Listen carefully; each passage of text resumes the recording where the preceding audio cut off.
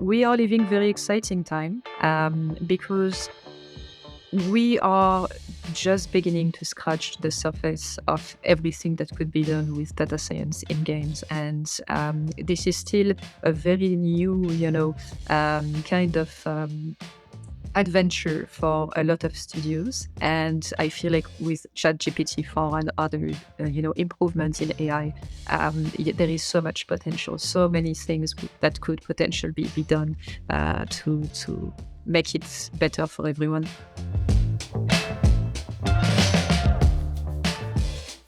Marie de Léséleuc, it's great to have you on the show. Nice to meet you. Very happy to be there. Okay, so you've been at the intersection of data science and gaming for more than 10 years now. So maybe to set the stage for our conversation, let's say I'm playing Guardians of the Galaxy on my PS5. What role did data science data science is playing in making sure that I'm having a great experience? Okay, so of course, I can't, reveal anything that would be NDA related, but on a general basis, what is going to be happening is the data that is being generated by players when they are playing is being collected launch and after launch to help developers actually understand how people are playing the game and if what they had in mind is actually what is happening in the game. So there is a lot of different ways data science can be used to make sure this happen. You can use data science to optimize the system of the game, for instance. You can use AI to test the game automatically to see if there is any kind of issues. And of course, in my team, there are also data analysts, and they were working with data scientists to provide, any kind of report and dashboard to better understand what we were observing in terms of behaviors. So that's really great. In a lot of ways, there's a lot of different use cases or areas where data science provides a lot of value in gaming. You led quite a few different teams, data teams in gaming. Maybe walk us through the different types of areas within a game where data science and machine learning play a lot of value and play a big role in delivering value. What is very interesting about data science is how versatile it is. It encompasses so many different applications. And in my previous job, we actually had like an AI team. We also had people inside of the development team working on those kind of things. And we had like our machine learning people in my team working on different things related to business. So in a game, we can just discuss, for instance, the AI that are actually being developed to help, a player having fun by engaging with NPCs that are well defined, but also being able to defeat enemies that are an actual challenge. So there is more and more data being used during development to be able to, achieve those kind of goals. And there is also optimizing, anything like the sound of the game or the graphics, how to use machine learning and data science to actually help, in those kind of challenges.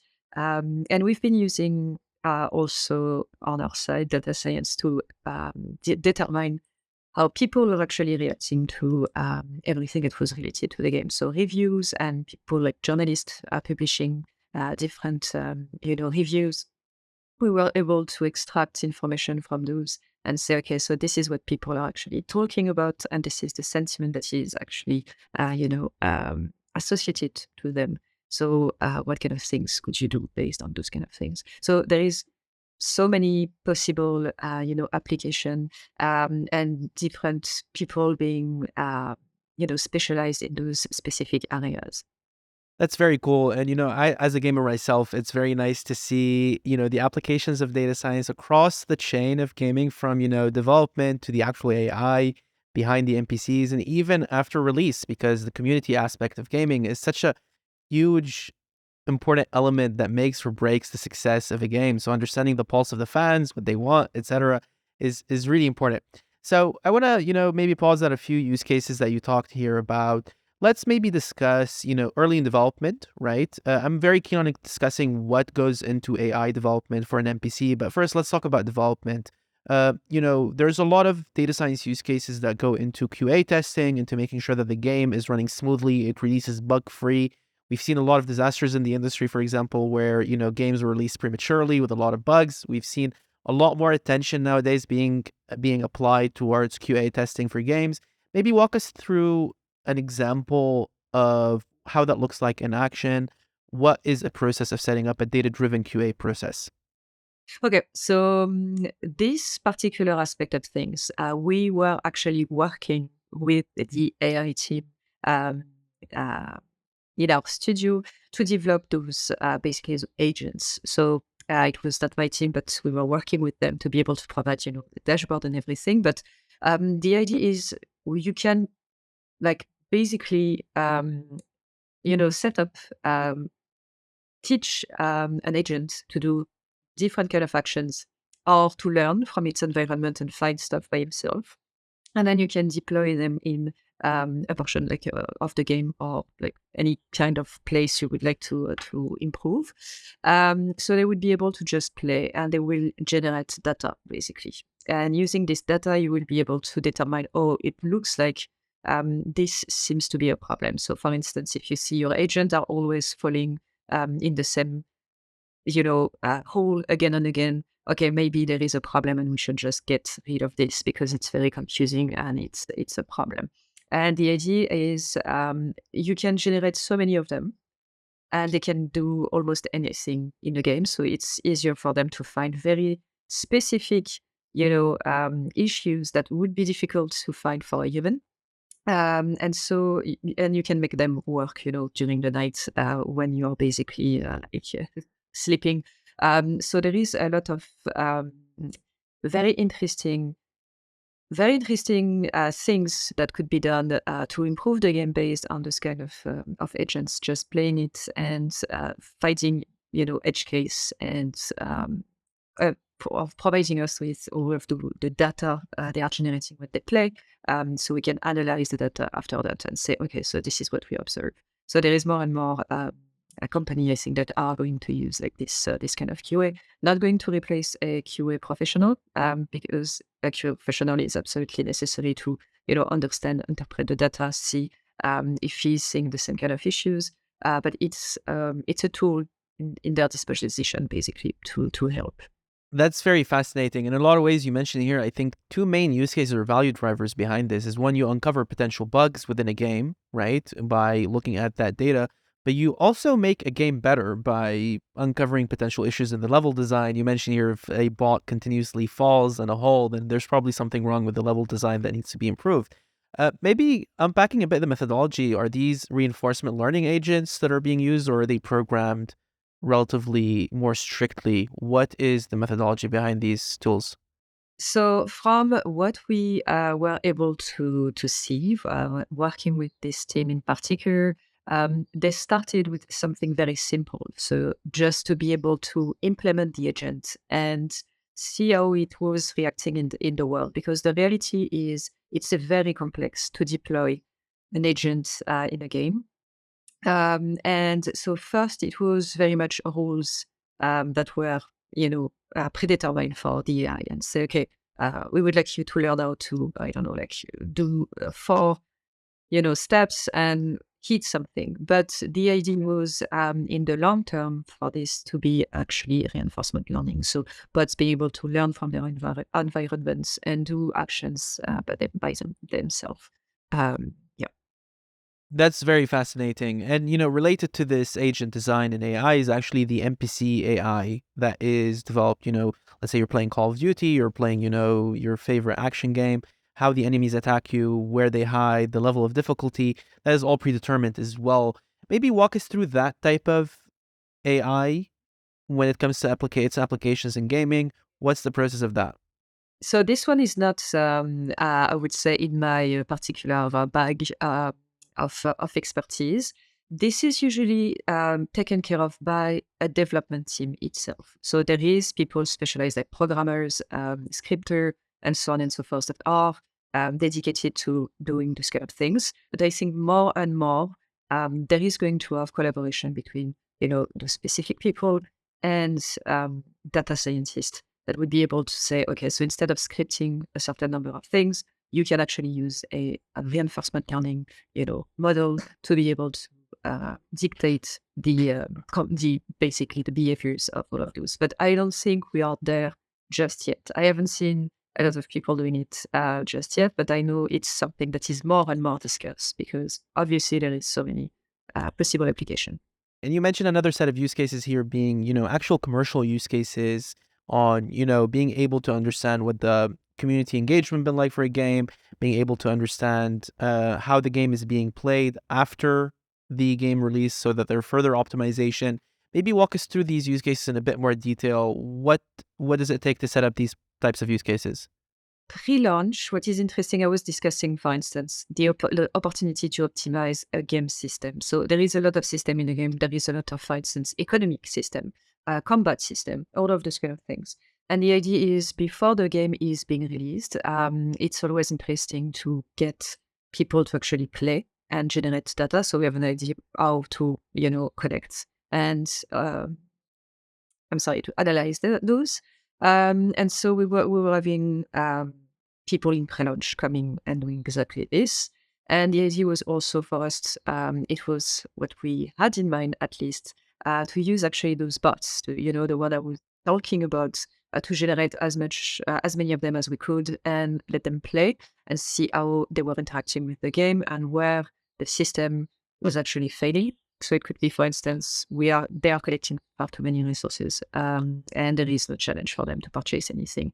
It could be, oh, you wanted the boss to be defeated in no less than 10 minutes, and they, like most of the time, the players and those bots, they are able to defeat it in like 3 minutes. So there is a problem there. So those would be inside of the game, like the optimization of the game. But there were also, as you were saying, business aspects to what we were doing. And this one was, for instance, developing a tool that was allowing us to scrap the reviews from journalists and people, reviewing the game, so on Metacritic, for instance, or Steam, or any of this kind of stuff. And being able after that to do some topic modeling on it to determine what kind of things were actually being discussed in the game and what sentiment was being associated to that. So this is very important for marketing, for instance, to have an idea, okay, what are people saying at the moment? What are they discussing? What kind of sentiment is being associated with that? And using it, like, so we had like a dashboard and everything. The model had been deployed and we were able to use it.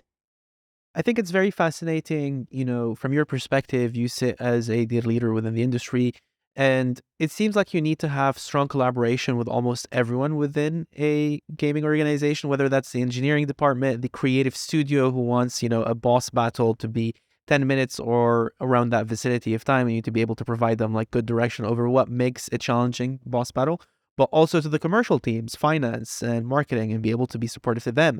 So maybe let's start on the development and then creative side of the coin. What does a good collaboration look like for a data science leader in this space to be able to understand what are the true requirements for a game to be successful? How can I inform the agenda? Walk me through the challenges there and how you've seen modes of success. Yeah, so this is very much the art of everything. So you need to have everyone on board with you, and you need to prove to all of those people that what you are doing is actually being useful to them. Because developing a game is difficult, requires a lot of time, a lot of effort, a lot of money. And basically, what we were trying to achieve is we are there for you. So we need to collaborate, and anything we do, it's to answer the questions you have and help you meet your objectives. So the team we had was very much in the middle of, as you were saying, a lot of teams. So we were working with user research, we were working with marketing, with PR, and the game development team. And so to be able to keep, an open communication with all of those people, we're basically using the agile methodology. So we are working on, 2 to 3 weeks sprint. And during the sprint, we were like collecting any requirement making sure they were actually met at the end of the sprint, and so on and so forth. And what we were doing also to be able, for instance, to make sure we were like align with the development cycle of a game, was actually asking to be part of, some of their more important meetings. So being able to say, hey, could we be there when you are developing features? Could we be there when we are having some of your sprint meetings, and so on and so forth, and making sure that the information was actually circulating between everyone. And maybe as someone who's managing a team, how do you split your time between coordination with other teams versus actually working with your team and being a contributor yourself?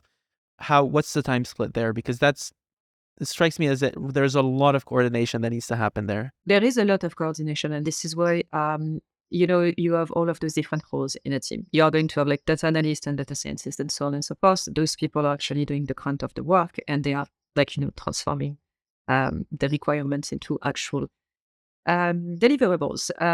But everyone was actually participating in this collaboration. So basically, we had the data scientist slash data analyst directly embedded into the development team.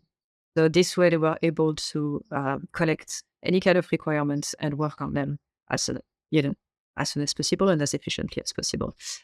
So I would say, on my side, I was trying to coordinate as much as I could also, and it was taking a lot of time.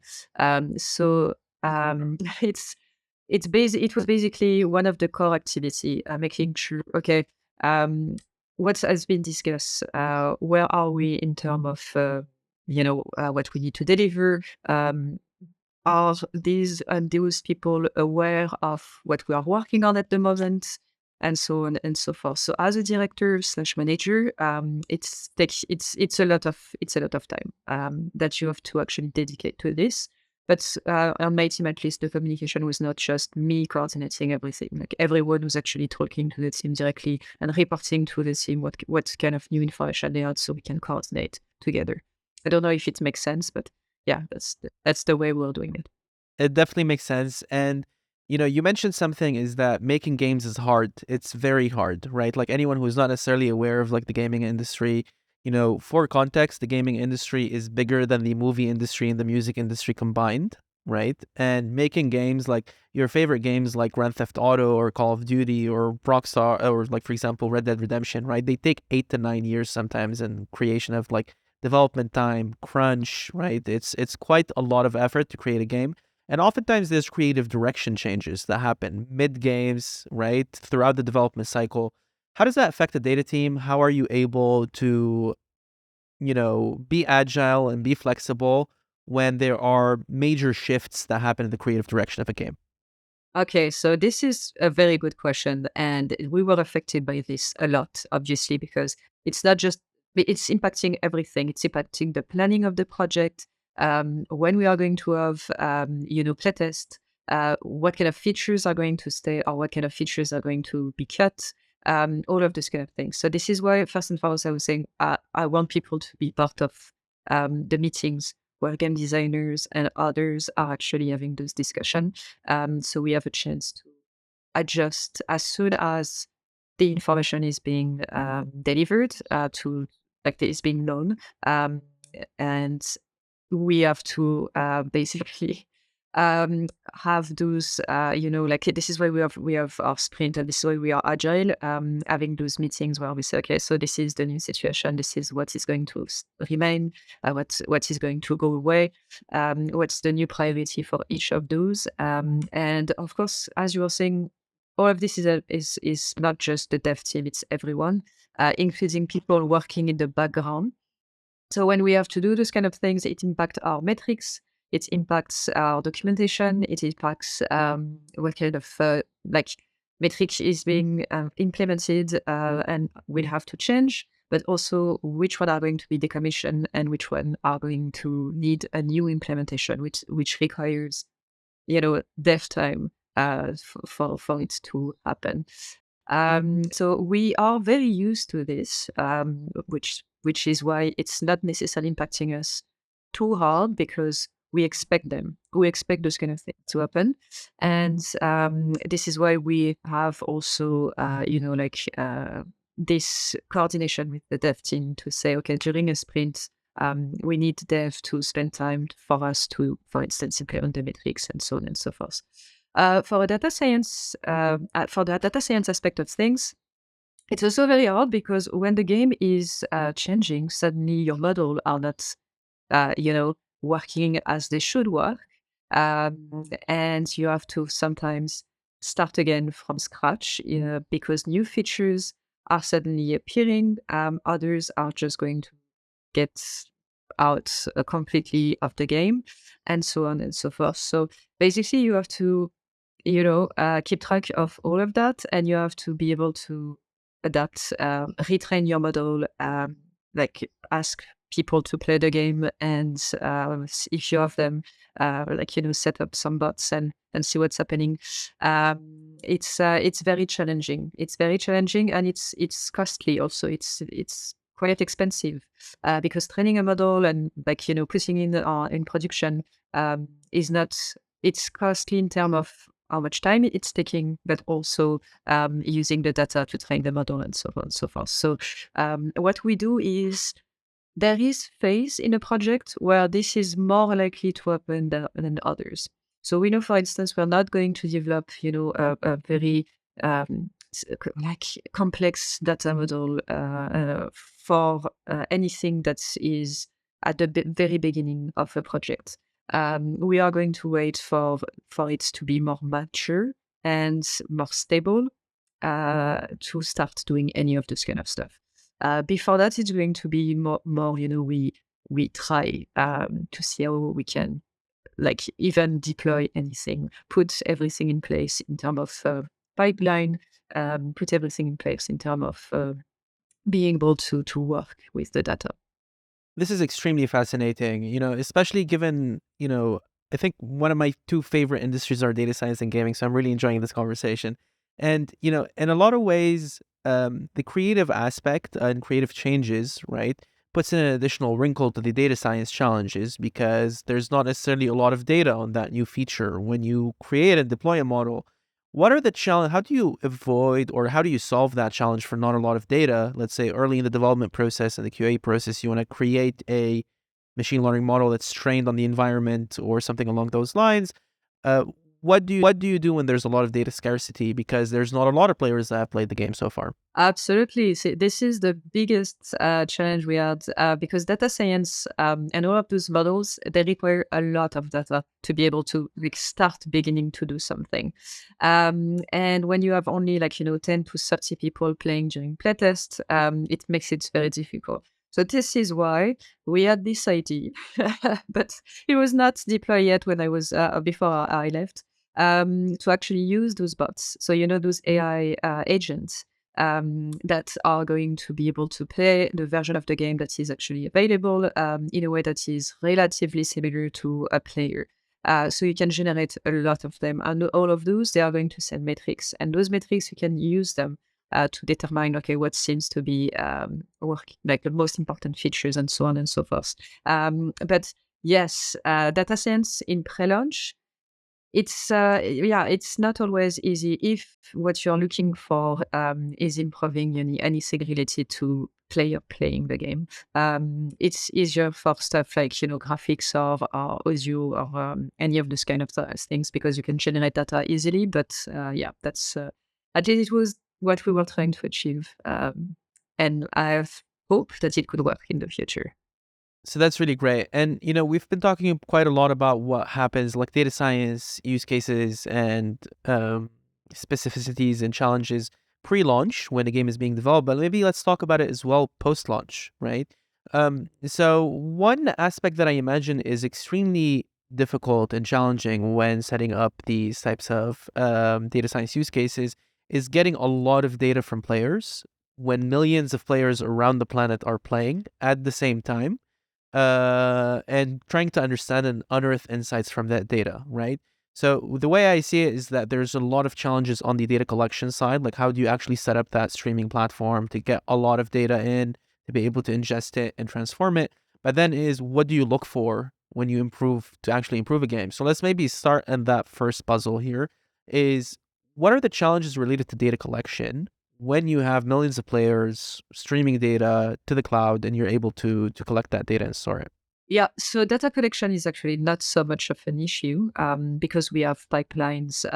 We have a system to collect the metrics, define them, implement them, and this is being tested before the game is released. So we are ready when suddenly we have millions of people coming and providing all of this data. We decide which metrics we're keeping, which one we are not keeping, this kind of stuff, and then we have access to them directly. So we're using Google BigQuery and Google Cloud Services to be able to achieve this. So it was not us; it was the data engineer and the magician on the DevOps team. Those people do stuff I don't understand, but I'm very happy because it works. And the idea is, unlike a lot of people, like a lot of team for which when the game is released, it's released. Like it's done. Congratulations, you did your work. For us, it's actually like marketing and all of this team work is actually starting because suddenly we are looking into all of those KPIs to make sure the game is actually performing as we were expecting. We are looking into okay, so what we saw during the pre-launch when we were trying to improve the system, has it been like effectively corrected or not in terms of player behaviors? Are we seeing new things that we have not identified? We are doing also, data science, for instance, segmentation of player. So we are going to try to determine, well, fine, who is playing our game? What kind of, category of players we have based on what they are actually doing inside of the game. So, for instance, there is a category of people that looks like they are very engaged. They are doing absolutely everything in the game, while others are barely touching the surface. And how many of those people do we have? And we are going to try to predict stuff like activity, how much we can expect it to change or to stay the same based on, if we are going to do any kind of event. There is also, of course, we are discussing and working with the sales team to see, okay, could we have like a very simple prediction model just to have like an idea of, okay, what we can expect if like as a baseline in the coming weeks, for instance, and see how we adjust based on that. So there is a lot of things we are looking into in terms of a business, but also like player behaviors and understanding how the game was performing. And if you wanted to choose what is a more challenging time for the data science team, would it be pre-launch or post-launch in terms of the type of use cases as well as the level of technical expertise needed to unearth these insights?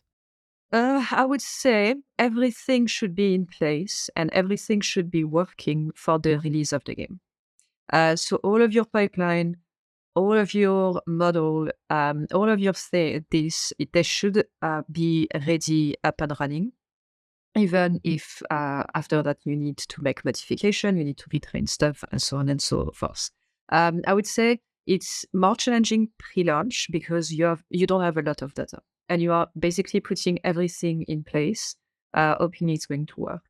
Once the game is released, there is new challenge. True, you suddenly have a lot of data, so you need to be sure your model was able to, absorb all of that. It's going to cost more money because suddenly you are training and you're deploying model on millions of people data. So maybe you will have to sample for those kind of things.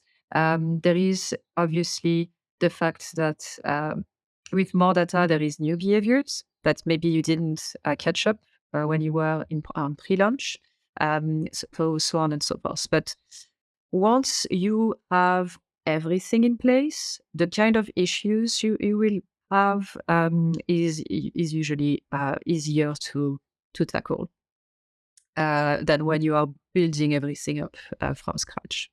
And, you mentioned here a lot of insights that you uncover from player usability tests, from player tests after the game is launched. How does the communication flow look like then with the creative teams? How often do they update the game after that? What does that process look like? So it all depends on the kind of games. Obviously, if it's a live game or if it's a game you put in a box and like just sell on the counter.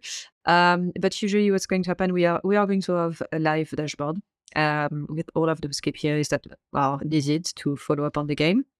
There is going to have reports also. So, for instance, for Guardians, we made a series of 6 reports, and those were presented to like the high level executive, but also the producer of the game, and all those kind of things.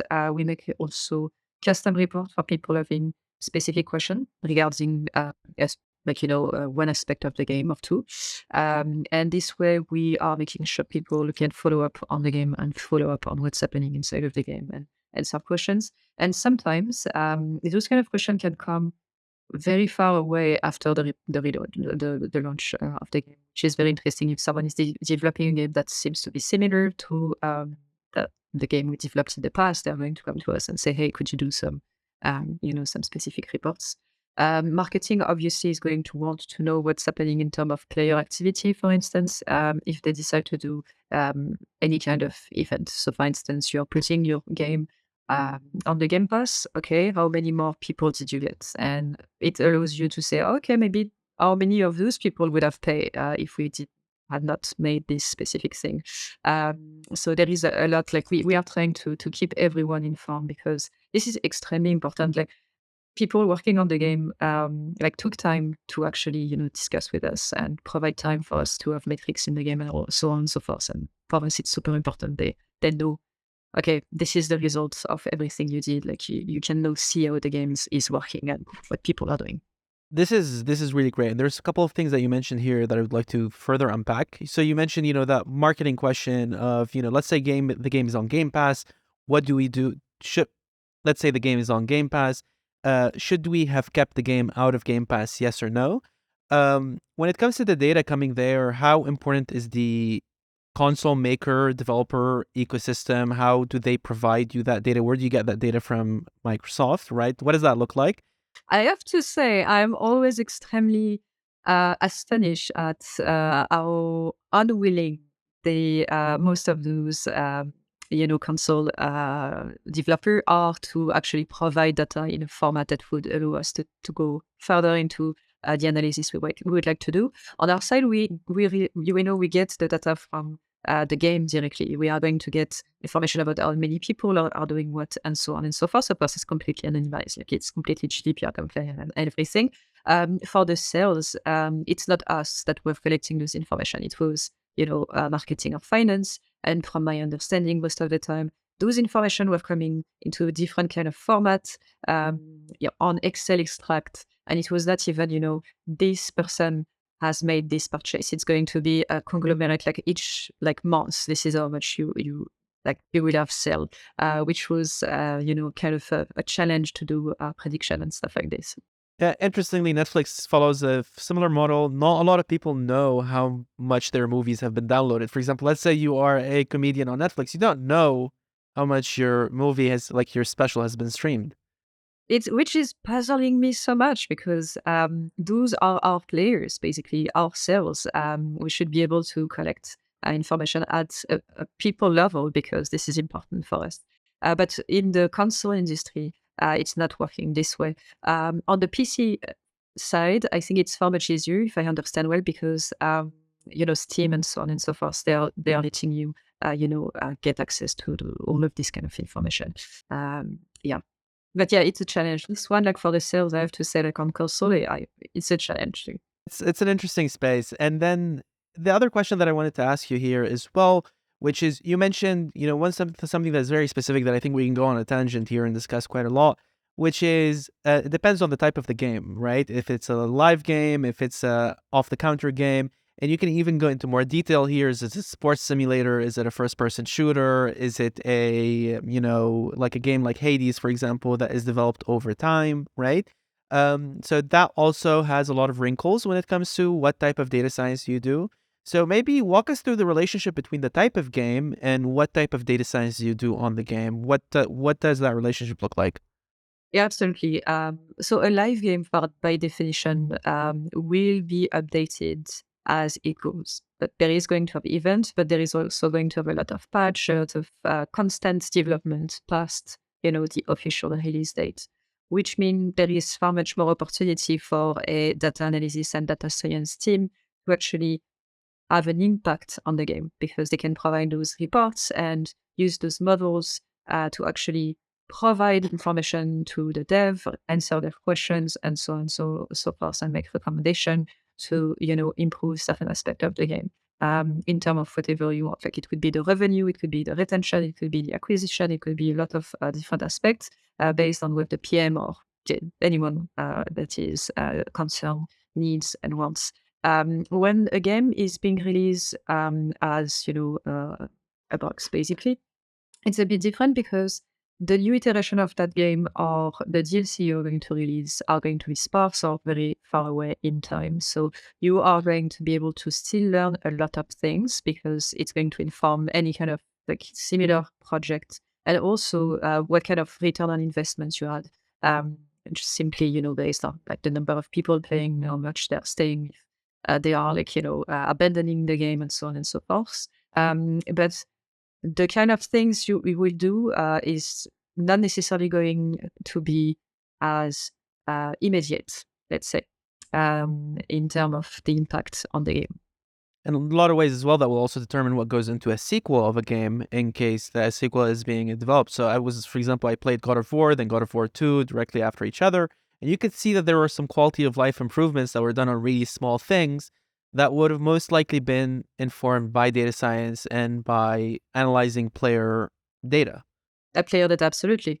So it's interesting because it might be less immediate, let's say, but it's still very important because very often a project like a studio is not going to have like just one game in development and that's it, and then we start a new one. There is multiple game being developed at the same time, and so what you learn from one of those games you just released, you can use to like determine what could possibly happen for the others, especially knowing that most of the studios are specialized into a certain type of game. So even if it's not exactly the same IP or the same game, there is just things you can learn from what you just did. This is super useful. Now, Marie, as we close out our conversation, I'd be remiss not to talk to you about generative AI. We've seen, if you look back also like 2 years ago when GPT-3 was released, one of the first crazy use cases of GPT-3 was actually a game use case, which was a form of Dungeons and Dragons type role-based playing game, which is through text that is essentially auto-generated each time you run a playthrough. We've seen a lot of cool use cases in game design, from creating assets in Unreal Engine to creating, audio assets as well, to even creating, player interactions and having a dialogue of agents. So do you see this becoming more and more used in gaming in the next few Absolutely. years? Yeah. No one can predict the future, but I think any studio that is a little bit serious about data and how they want to use them to improve their game is going to use this kind of tool because it's so powerful.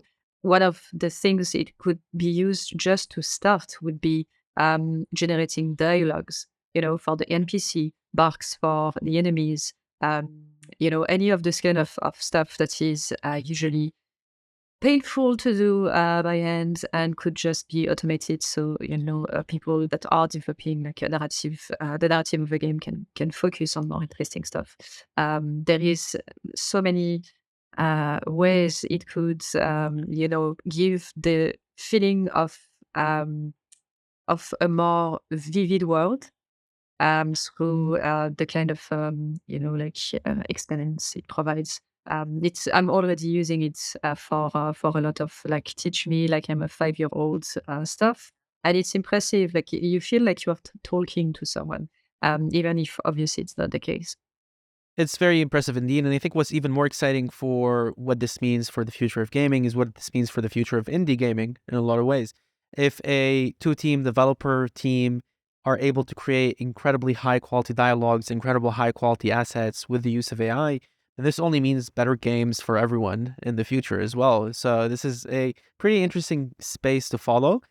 And it's not the only application because you could ask him to generate codes for you. It's pretty impressive. I was looking at it, and you can just say, "Could you provide me? I have this question. I want to do these things. I would like you to generate some codes in blah program."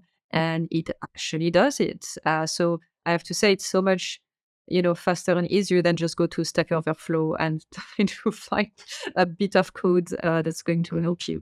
So I feel like it's going to maybe reduce some development time potentially also by providing like help to programmers and anyone who needs those kind of things. I couldn't agree more. Now, Marie, as we wrap up our conversation today, do you have any final words to share with the audience before we end our chat?